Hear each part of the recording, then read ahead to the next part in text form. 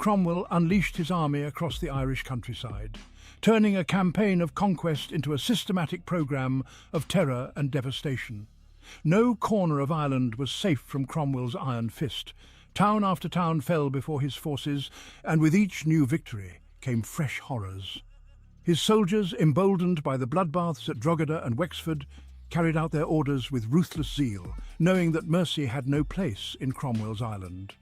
Villages were razed, crops burned, and the people, those who survived the initial onslaught, were driven from their homes, left to starve in a land that had become a wasteland. Cromwell's strategy was as simple as it was barbaric: crush the Irish resistance by destroying the very land they lived on.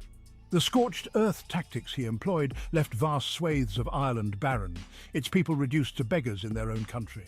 Famine and disease, the grim companions of war, spread like wildfire, claiming countless lives, victims of a tyrant who cared nothing for the suffering he inflicted. Cromwell sought to erase the very identity of the Irish people.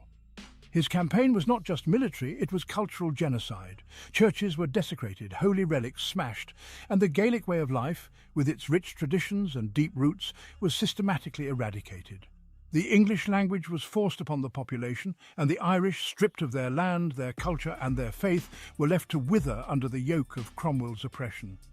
In the wake of Cromwell's campaign, Ireland lay in ruins. Entire communities had been wiped out, their names forgotten, their stories lost to history. The landscape was littered with the scars of war: burned-out villages, desolate fields and mass graves that stood as silent witnesses to the horrors that had unfolded. The people of Ireland, those who survived, were broken, their spirit crushed by a man who saw them not as human beings, but as obstacles to be swept aside. Cromwell's wider campaign in Ireland was nothing short of a deliberate act of annihilation. He came to Ireland with a sword in one hand and a Bible in the other, preaching the word of God while committing acts that would make the devil himself shudder.